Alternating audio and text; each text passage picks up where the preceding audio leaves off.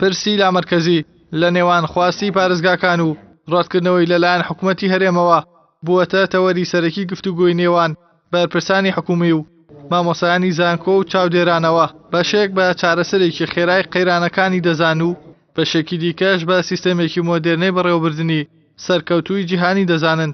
بەڵام ئەوەی جێگای تێڕامانە لامەرکەزیەت لە هەرێمی کوردستاندا نەیتوانیوە هیچ یەکێک لەو ڕۆڵانە ببینێت. هاوکات وەزیرێکی حکوومەتی هەرێمیش دەڵێت پێویستە گۆڕانکاری لە عەقڵیەتی بەڕێوەبردننی حیزبەکاندا ئەنجام بدرێت.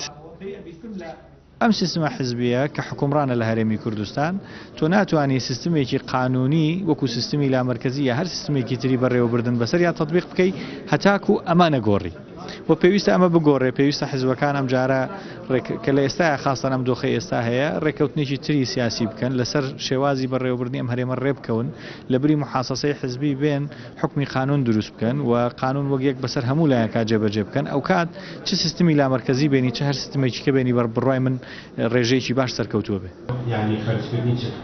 ئەگەرچی یاسای ژمارەسەی ساڵی 2009 پارێزگاکان دەسەڵاتی تەواوەتی داوا ئەنجومەنی پارێزگا و پارێزگارەکان کە بە شێوەی لامەرکەزی کارەکانیان بەڕێوەبەرن، بەڵام لەگەڵ دەستپێکی قەیرانی داراییدا ئەنجومەنی وەزیرانی هەرێم کار بەو یاسایە ناکات. هاوکات لەبارەی جێبەجێکردنی سیستەمی لامەرکەزیەوە دادوەرێک پێی وایە بە یاسا سیستەمی لامەرکەزی ڕێکخراوە، بەڵام هەڵەی گەورە لە عەقڵیەتی حیزبەکاندایە.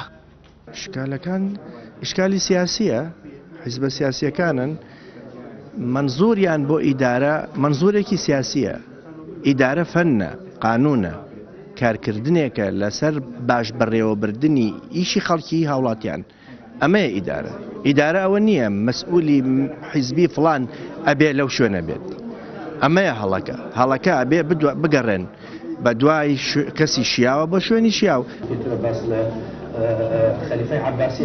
ئەندامێکی ئەنجومەنی سەرکردایەتیەکێکیش دەڵێت چوارلایەنەکە پرۆژەیان بۆ جێبەجێکردنی سیستەمی لامەرکەزی و شۆڕکردنەوەی دەسەڵاتەکانی حکوومەت بۆ پارێزگار و ئەنجومەنی پارێزگاکان داوەتە حکوومەتی هەرێم، بەڵام لەلایەن سەرۆکایەتی حکوومەتەوە پرۆژەکەیان ڕاگیراوە. چون لەگەڵ هەولێر و لەگەڵ دهۆچیش قسەیان کردووە، پرۆژەیەکی سێقۆڵیان پێشکەش کردووە کە نەهی یەکێتیە، نەهی پارتیە، نەهی لایەنەکانی ترە. ئەمان تەنانەت وەکو حزبش کاریان نەکردووە، وەکو ئەنجومەنی پارێزگاکانی هەرێم کاریان کردووە. پاشان بردوانە بۆ ئەوەی کە پەیوەندی بە ئێمەوە هەیە هات بۆ مەکتەبی سیاسی لای خۆمە ئێمە سیرمان کرد و زۆر بە گونجاومانزان و پێگیریشمان کردن. ئەوان مەبەستیان بوو کە بزانن بۆ چوونی حەزب چیە لەم بارەیەوە. پێم وایە حەزبەکانی تریش وایان کردووە کە ئەمان گەڵاڵەی یاساکە یا پرۆژەکەیان لابووە بردویان بۆ حەزبەکانی خۆن، ئەوانیش تەسەوڕەکەم کە هەر پێگیریان کردبن. دواتر کە چۆتە هەولێر بەداخەوە لە هەولێر پێگیری نەکراوە.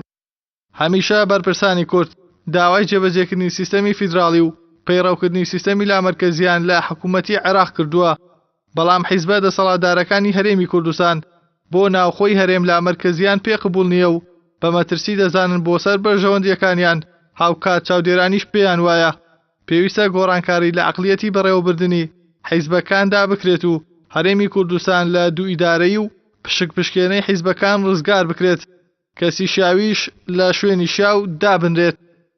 ئیحسان سابر، کەناڵی ئاسمانی پەیام، سلێمانی. دەستەی سەربەخۆ